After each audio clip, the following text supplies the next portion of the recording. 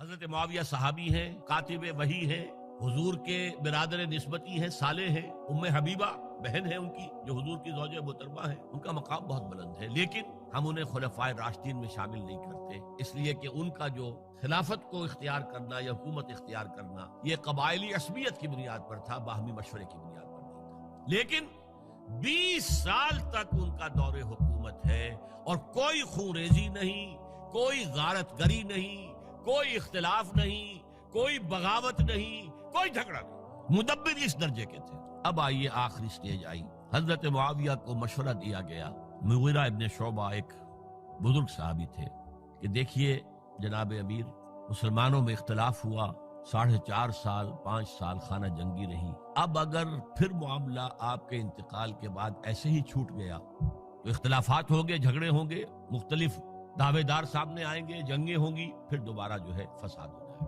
آپ کسی کو نامزد کر دیجیے۔ اور پھر مشورہ دیا اپنے بیٹے یزید کو نامزد کر دیجیے۔ حضرت معاویہ ریلیکٹنٹ رہے، لیکن اس کے بعد انہوں نے مان لیا اور فیصلہ کر لیا۔ یہاں میں چاہتا ہوں کہ بات سمجھ لیں اچھی طرح، اس معاملے میں اگر آپ حضرت معاویہ کی نیت پر شک کریں گے تو مجھے آپ کے ایمان پر شک ہو جائے گا۔ نیت پر نہیں، غلطی ہو سکتی ہے، صحابی ہیں، نیت غلط نہیں تھی، نیت کیا تھی؟ اور میں سمجھتا ہوں 100% درست تھی کہ اب اتنا پانی گزر چکا ہے پل کے نیچے سے وقت کے دریا میں کہ بارے صحابہ سب رخصت ہو چکے، اب اکثریت 9 مسلموں کی ہے، عصبیتیں بھی ہیں، قبائلی عصبیتیں ختم تو نہیں ہوئی، لہذا جب تک کوئی قبائلی عصبیت پیچھے نہیں ہوگی حکومت کے، حکومت نہیں چل سکے گی۔ یہ ابن خلدون کا لفظ ہے، عصبیت، کوئی چیز جو جوڑے آپ کو۔ تو دینی عصبیت اب کمزور پڑ گئی ہے، اس لیے کہ حضور نے جن کو تربیت دی تھی وہ اب گئے، اکثر و بیشتر گئے۔ اب اگر ایسے چھوڑ دیا گیا اور کوئی قبائلی عصبیت پشت پر نہ آئی تو پھر خانہ جنگی ہوگی، 5 سال تک ہوئی۔ اس بنا پر انہوں نے اسے صحیح سمجھا۔ آپ اختلاف کر سکتے ہیں، صحابہ کی رائے سے اختلاف ہو سکتا ہے، لیکن آپ ان کی نیت پر شک نہیں کر سکتے۔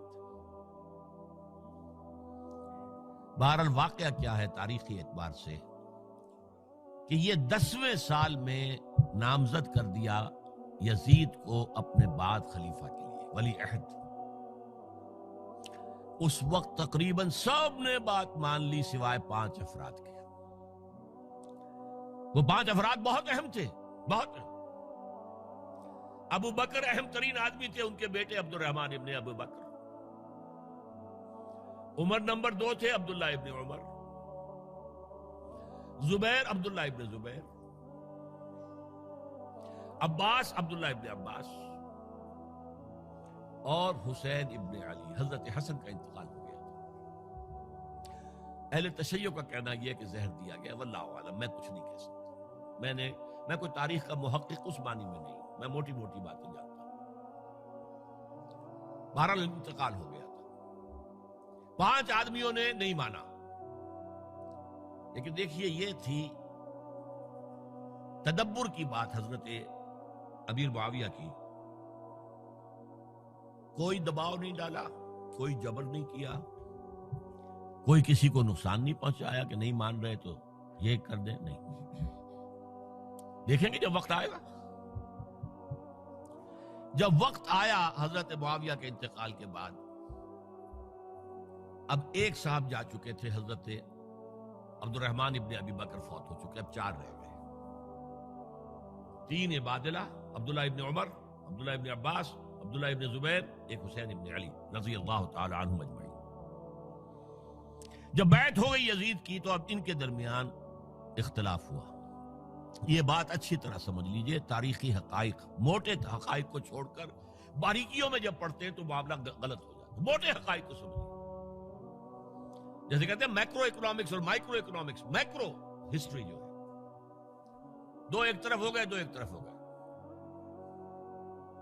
عبداللہ ابن عباس کی رائے ہوئی کہ اگرچہ یہ غلط کام ہوا ہے، یہ قیصر و کسریٰ کی سنت پر عمل ہو رہا ہے، لیکن یہ ایسی بڑی بات نہیں ہے کہ خون ریزی شروع کر دی جائے،